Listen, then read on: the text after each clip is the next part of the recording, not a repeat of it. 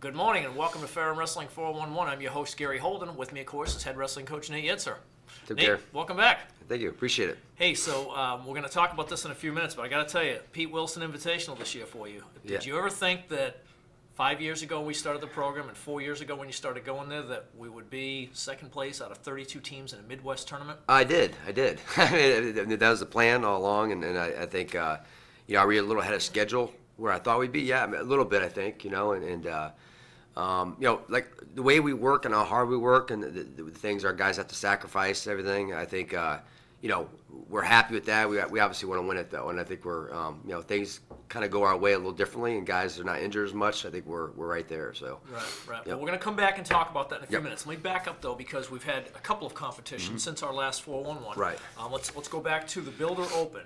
You sent a team of I think maybe 3 guys that were in the varsity starting lineup, and then a whole bunch of other guys out there, and they won the Builder Open for the second year in a row.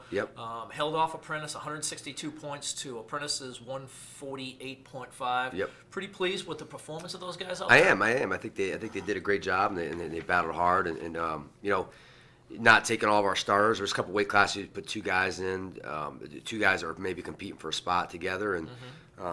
Excuse me, but the guys did a great job, and they went out there and took care of business and, won it for the second year in a row. And it looks like right down through the lineup you had a lot of guys with some success. Let's start off, 125 pounds. You can't do much better than this, first and third. You put Bailey Cooper in that tournament. He went 3-0 with a first place, and Brett Binnix came back after an early loss, came back and fought his way back to third. Right, absolutely. Yeah, the guys did a great job. I mean, Bailey, I put him in there just to, he was in a kind of a little bit of a rut. I wanted him to find some offense, and it looks like he did a great job of that. And Brett Binnix, obviously put back on the roster this semester, and great way to start. I think it's the highest place he's ever had. So he did a great job as well too. I'm very proud of both of them. So. I watched him wrestle at the Star City Open, and I was really impressed with his tenacity. Right. And he just continues to get after it all the way through the end of the third period. Absolutely. So I mean, it pays off.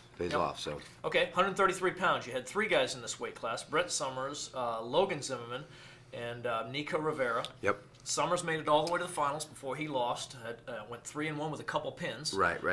Kid that's kind of pleasantly come along well for you. Absolutely. I mean, he's just a grinder. Comes in and works hard every day, and I think he's starting to see the benefits of that. You have to do it over a long period of time to have success.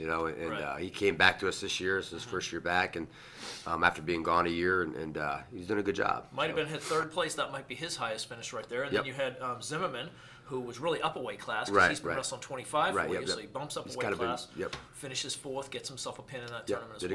Did a good job. Rivera, some things to work on, I guess. He went 0-2 in the tournament and everything. Yep, absolutely. All right, let's move up to 141.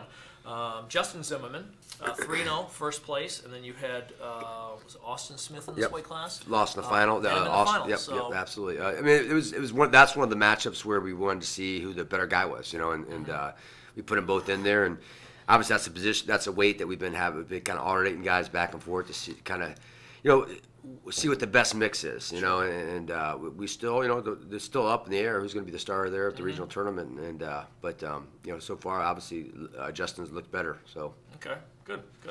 Go up to 149.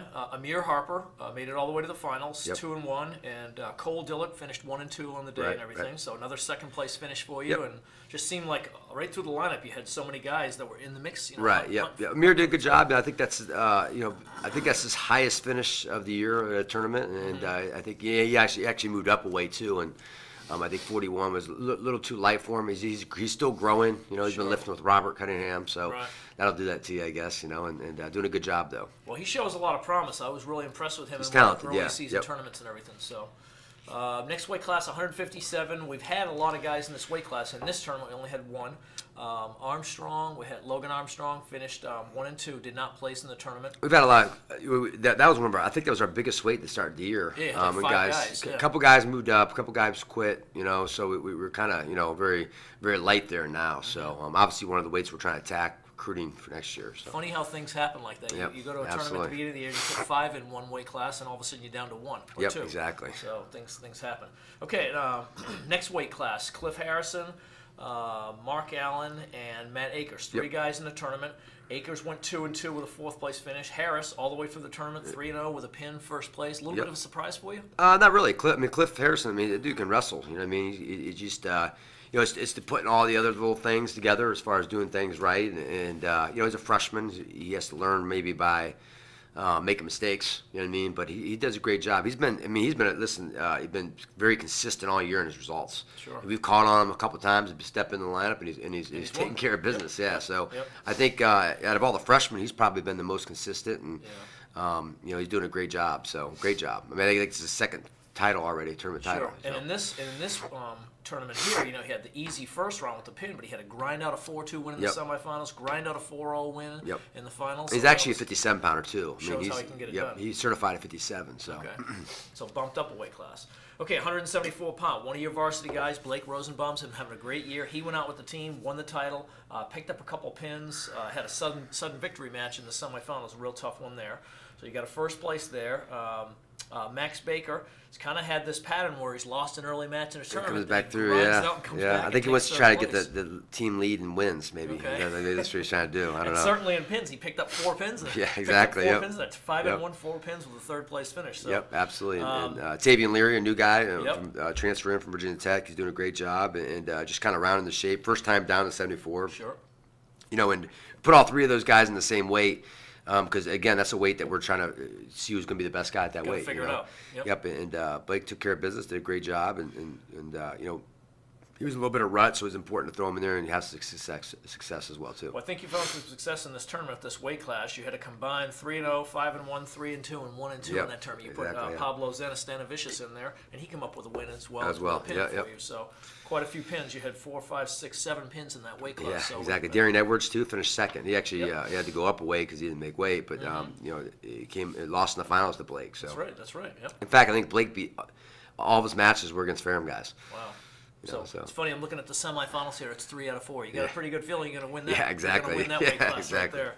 All right, 84. We didn't put anybody in that weight class. 97. Shamont Golden made it to the finals before he lost. He went 2-1 with a pin, finished second. And Tyreek Nolan come back and placed third. Yep, Tyreek came back. After Tyreek lost early in the tournament, got a little sloppy. It sounded like, and he came back and finished third. We always talk about you do the best you can. If third's the best you can finish, then you need to do that. You know what I mean? And he did that. And and Shamont, has been.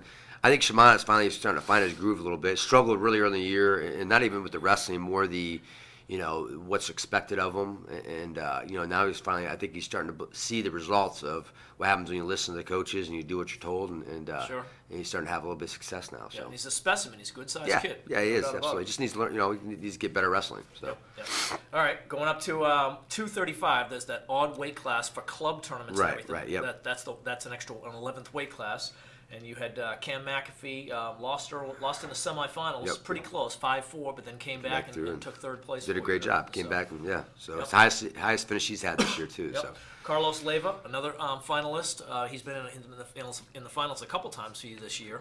So nice to see him. He made it to the finals before he lost and everything. Had a couple of had at least one fall in the semifinals. So must have felt absolutely. Pretty good for him. My assistants, who they went out, I did not go out, but they.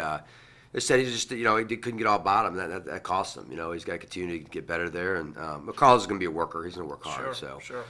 Well, I've said it before. You heavyweights just are so impressive with their agility and the way that they wrestle. They don't wrestle like typical heavyweights. Absolutely. Yep. So it's really inspiring to see that. So.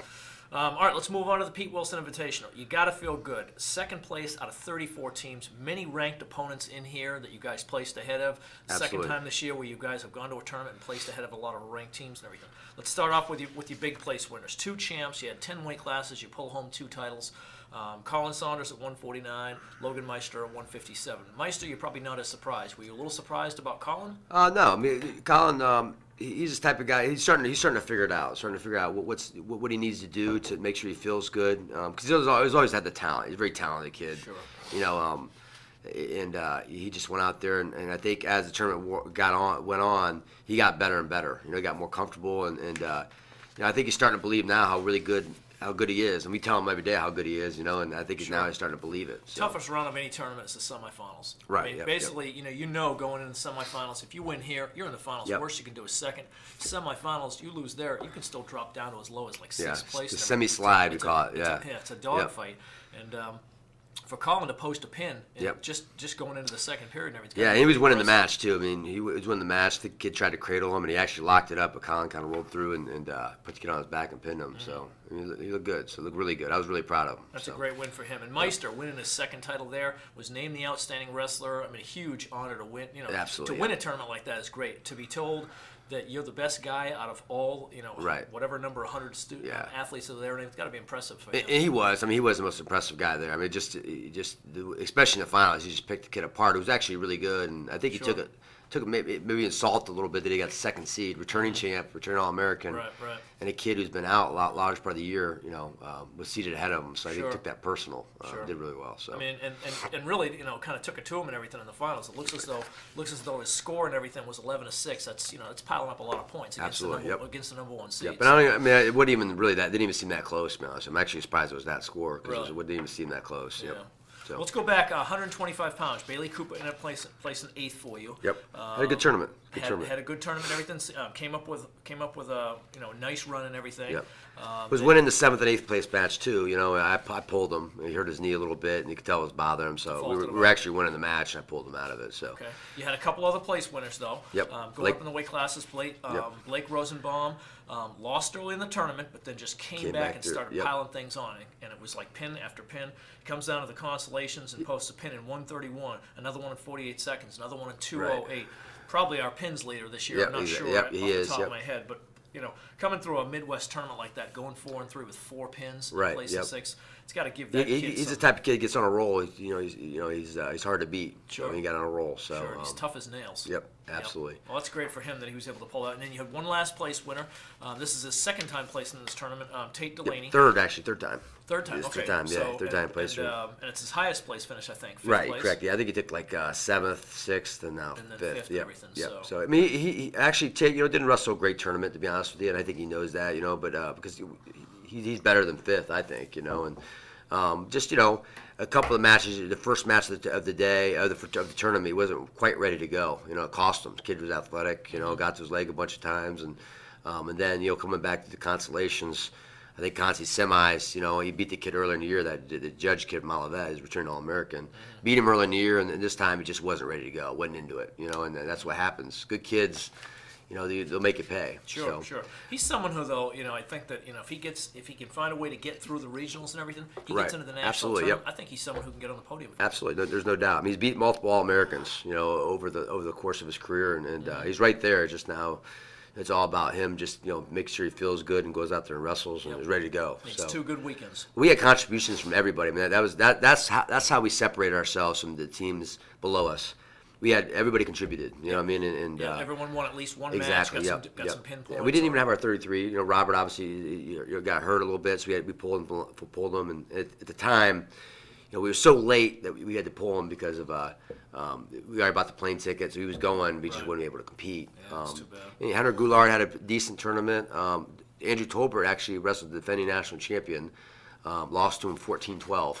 Took him down 5 times. I saw that. I saw that was a high scoring one.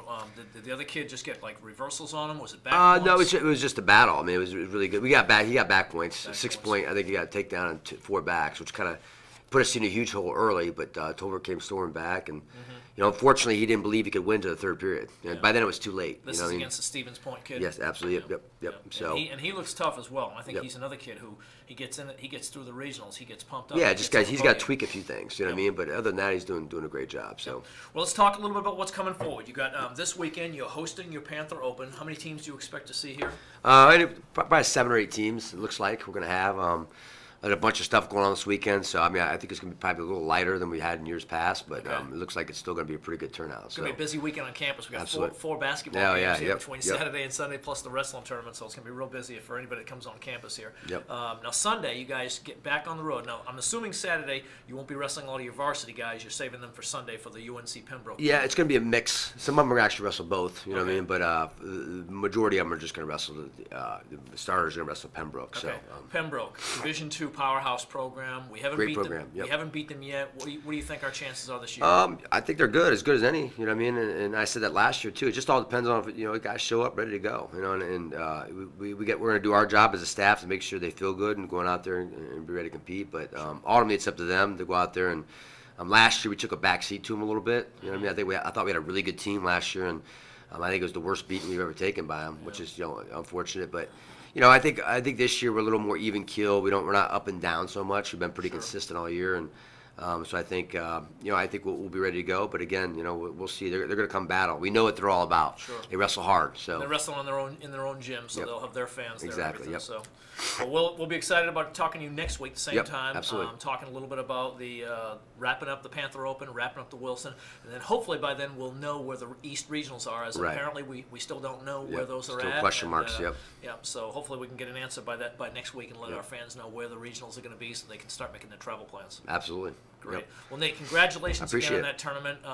Unbelievable fourth-year varsity program, second place in a big tournament like this. Hopefully you guys can just keep it going this weekend. I appreciate it. Thanks a lot, Gary. Well, congratulations. Folks, thanks for being with us with Ferrum Wrestling 411. I'm your host, Gary Holden. For Nate Yetzer, we'll see you next week.